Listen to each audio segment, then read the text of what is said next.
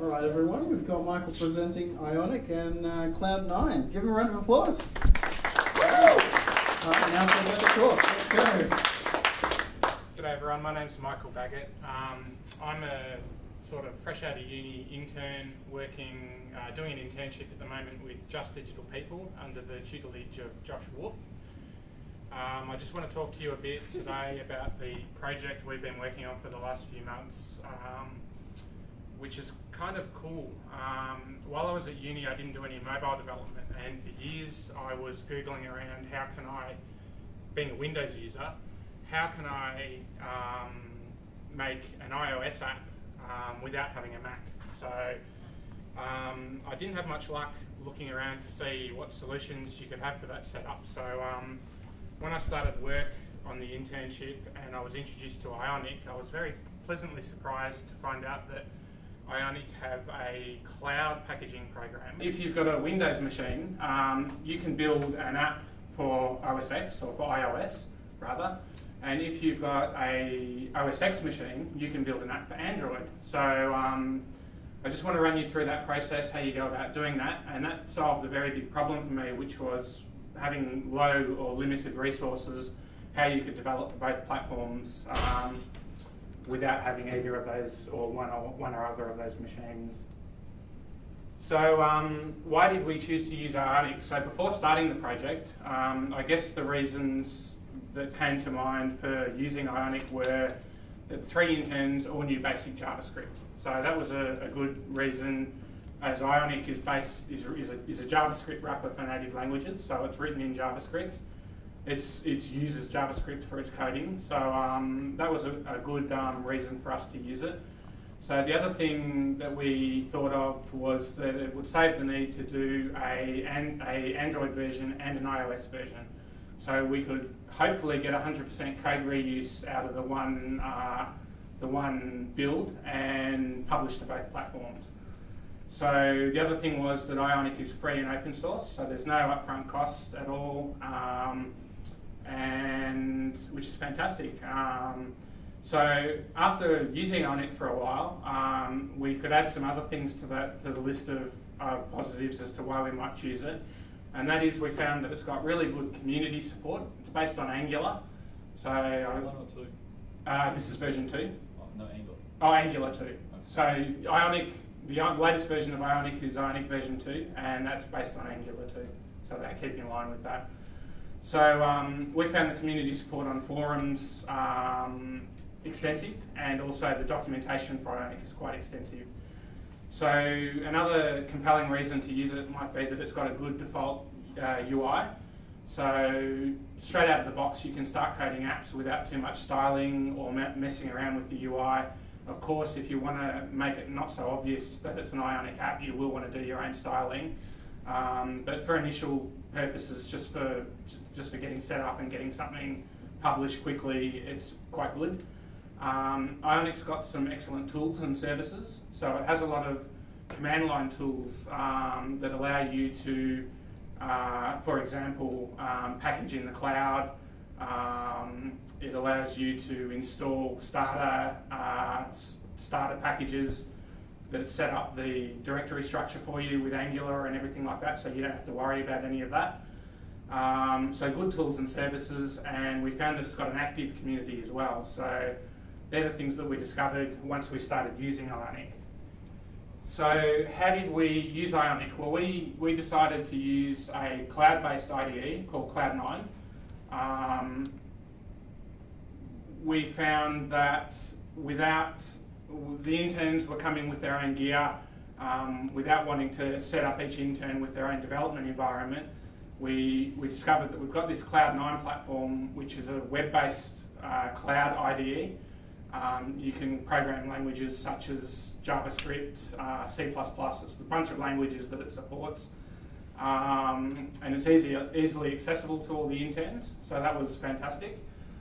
It's got Cloud9's got good GitHub and Bitbucket integration, so you can connect your repository to Cloud9, and with a few simple commands, without having to remember any details, you can push and pull from your repo, which we found to be very good, especially for newcomers.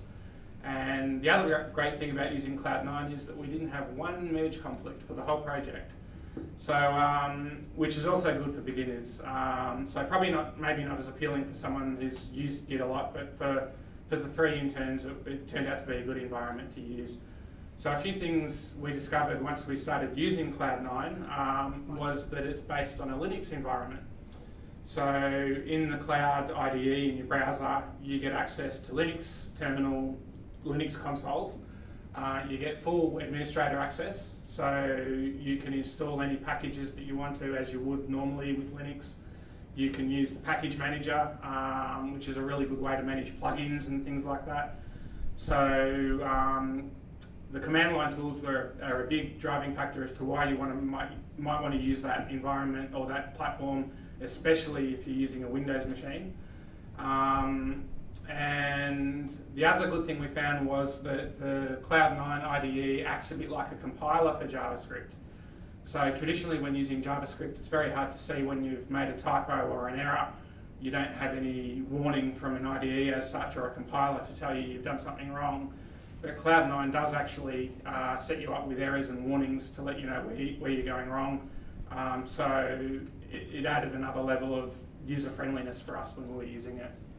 Hey, with the no merge conflicts, were you guys all using the same workspace? Yeah, we were using the same workspace. So there was a downside to that. With Cloud9, you can share your workspace, which means that you can have multiple people operating in the same workspace. So when someone's typing something on one file, you can go to that file and see them physically typing what they're typing at the time. So the only downside we found to that was that if you're doing something, say, in the controllers.js file or the app.js file, which is globally used by the program, then if you try and run a build and someone is mid-typing something, then it won't build properly and won't execute properly. So there's a little bit of, I guess that doesn't occur with Git because you're working on a local copy. But yeah, there was a little bit of that going on with the Cloud9 platform. So that's why we found Cloud9 easy to use and reliable as well. So with the initial setup, what was required to set up the project, there was a little bit of initial research required. So I guess it took a few days to set up initially, but once you've done the initial setup and you know what you're doing, you can set up the full workspace, install the Ionic service, and get coding probably within an hour or so. So it's pretty quick to set up. I would recommend installing OpenJDK7 if you're going to be using Ionic onto Cloud9. The reason being for really fast Android builds. So you can install onto Linux a no UI version of JDK, which will allow you to do Android builds in Cloud9 rather than do a cloud build. And you can get an Android build for a small application down to about 5 to 7 seconds. And then it's just a matter of downloading the APK file from the Cloud IDE. So for really fast Android builds, take the trouble to install OpenJDK7. The other thing that means is that you will have to upgrade your Cloud9 workspace because the base workspace only has 1 gigabyte of data that you can store on it. And I think the JDK is about 950 megabytes when it's installed or something like that. So it's probably worth the $19 a month to save all that time in doing cloud builds for Android. So there's starter apps available, as I mentioned, for Ionic. So you can get a tutorial installed or you can get some starter apps installed which set up the project structure for you. So that saves you a lot of coding initially. So connect your GitHub and Bitbucket straight away. Because you're relying on other people's services for this, it's not stored locally, so it's very important to always have an up-to-date, as I discovered, an up-to-date repository with all your data so you can recover. The other thing you need to do is set up your app on the Ionic's app site. Now that involves registering an app that will enable you to upload your app to the Ionic apps website using a console command. to do your cloud builds, and you'll also need to upload your iOS certificates, which allow you to build iOS and publish to people's devices. Without your certificates, you can't have testers use the app. So that's required. And for signing, use the Apple developer account. So you will need an Apple developer account, and open JDK 7, which you may have already, or hopefully have already installed, will have the key tool, which allows you to sign your Android apps. So the greatest thing that I found about this setup was the deployment. So as I've mentioned already, you use Ionic Cloud Package. So for development releases, as I said, iOS apps will need to be signed. I used a virtual machine to sign my iOS apps and used the keychain on the virtual machine to store all my certificates. You can release to the App Store once you've signed your app. You link the iOS certificates with the Ionic app, like I said, and you use the command Ionic package build and then select your platform, or type in your platform for whether you want to build to iOS or build to Android. So with the words Ionic package build iOS, that will upload your project to the Ionic package cloud and build for iOS, and then you download the package and your IPA file is in the Cloud9 directory structure, and from there it's just a matter of so the problem once you get to there is how do you get it onto your device. So I discovered a website called diawi.com, that's diawi.com, which is a site where you can upload APK and IPA files, and it will give you a link where you can then run that link in your browser on your device, and that will install your app for you. So basically, once you've done the cloud package in Ionic in Cloud9, once you've uploaded your IPA or APK file to Diawi, you give it a link, run that link in your browser, and bam, your app's on your device. So the process once you get going and get set up and get going takes about 4 minutes for an Android build and about 7 minutes for an iOS build. So it's not continuous deployment, but it's pretty close to it, and there wasn't too much work required involved in setting it up. So for Android, I basically used the Android SDK to do a build in Cloud9, and then I download the APK file from Cloud9 to my local drive, and then used an emulator to run the APK, and I could do all my testing on the Android emulator, and yes, that included push notifications and OAuth and everything like that. So it was super fast to get an Android build happening, and with your emulator you can test it all, or you can use Diawi to get it onto your device. So yeah, with that process, after years of searching, I found that it is actually possible to develop an iOS app without a Mac, and if you've got a Mac, it is possible to develop an Android app without having a PC. So yeah, that was good and answered a few questions for me. So some tips that I could give you, maybe from an intern's perspective, so at a pretty high level of abstraction, are Ionic uses, I don't know if you guys have ever used an Ionic app, but when you're using an Ionic app, it bounces in its container when you drag with your finger. So if you drag down, the app bounces down. If you drag up, the app bounces up. And it's a little bit disconcerting. You think it doesn't feel like a native app. So with Ionic, your Ion content HTML elements have a property called hasBounce, which you can set to false. So I would recommend, if you don't want it to be a dead giveaway that you've created an Ionic app, set your hasBounce to false on your Ion contents, and you'll get a pretty solid feeling app out of it, more so than if the bounce property is set to true. As I've already mentioned, pay $19 a month US for the for Cloud9 so that you can install the Android SDK. Performance can be an issue, or is traditionally an issue for hybrid apps. So for our app, we didn't notice too much or too many performance issues, but I did do a quick Google around and find that there is things you can do with Angular to improve performance. So if you're using a large scale app, then it's probably a good idea to do as much research as you can on performance. For Cordova plugins, which are really handy, you can use a lot of PhoneGap plugins with Ionic, which is handy if you've done any developing in PhoneGap before. I had some issues with some of the plugins. I was using GitHub repositories and got in contact with some of the developers to resolve bugs and things like that. So I recommend doing that if you're going to be using plugins for Ionic.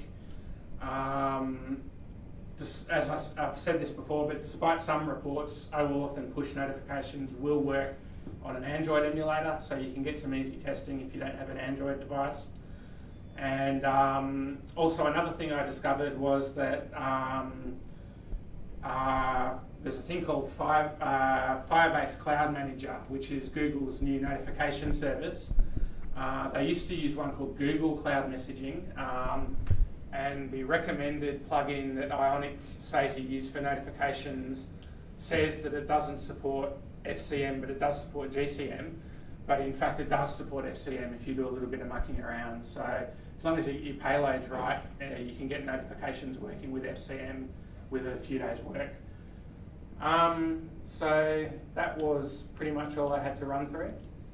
So are there any questions? Josh? You do know that Diali website's run by the NSA, right? It is? Yeah, it adds a rootkit to your application when it builds it. Are you serious? No. Good. That was my brainwave for the night, so you nearly destroyed it. Yes? Have you worked with other provisioning services like Baggott? Can you use the apps through those? No, I haven't. So I've only just come out of uni, so this is pretty much the first experience I've had, hence the intern's perspective. Another question, what do the apps look like? Do you have one? Yeah, I do. I think I can run an emulator and get something going here to show you. So this is default styling. This is the JDP beerbot that we're working on. Oh yeah, tell them what it does, man. Tell them what the app does. So let me just get rid of PowerPoint. You need to work with Chris on this. So the JDP beerbot app is an app that's going to be able to use Just Digital people to schedule appointments with candidates. And when they arrive in the interview for their office, the JDP robotic unit will bring a choice of coffee, tea or beer to the candidate when they come into the office. So we haven't actually hooked up the robotic unit yet, but we're just trying to get the appointment scheduling working for starters. So this is basically the login page for our app. We've got OAuth set up, and I'm not connected to the internet at the moment, so I won't try and authorize, but if we log in as a candidate, the first time you log in, you'll get to register an email address, so we can register, and that's our landing page for the app. So I'm just using, it's pretty basic, we haven't done any styling as I said, and we're just using the standard Ionic icons and things like that. So I know it's running on a computer, but it's pretty responsive. There's some scheduled appointments that are working through the notification service. This is where eventually, once we get our robotic unit working, you'll be able to order a beer or a tea or a coffee. In the new office that we have, they were like, yeah, the new office, it's going to have beer on tap. And so I was like, they're going to be kidding. And we got there and it does. And it's a keg and it's in a fridge and the fridge is on wheels. I was like, dude, we got to connect this thing to the internet.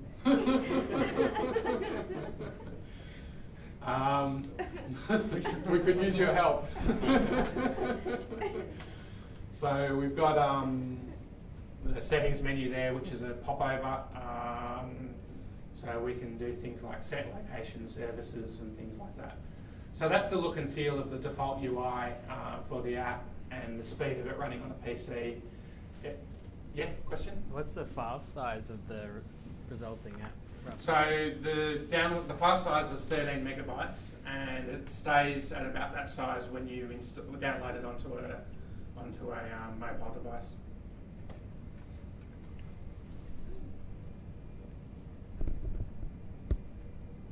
Yes. When are you going to be demoing this robotic unit?